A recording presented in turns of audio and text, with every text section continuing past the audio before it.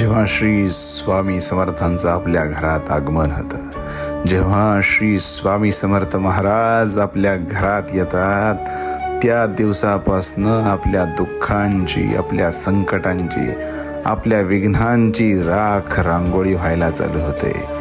महाराज आपल्याकडं बघतात, महाराज आपल्याकडं दृष्टी टाकतात आणि सांगतात, तुझ्या मागं कोण नव्हतं, तुझ्या मागं कुणी नव्हतं, म्हणून तुझ्या घरात आलोय. तुझा रक्षण करता, तुझा सर्व कार्य करविता आजपासून मी आहे. माझी सेवा करत राहा.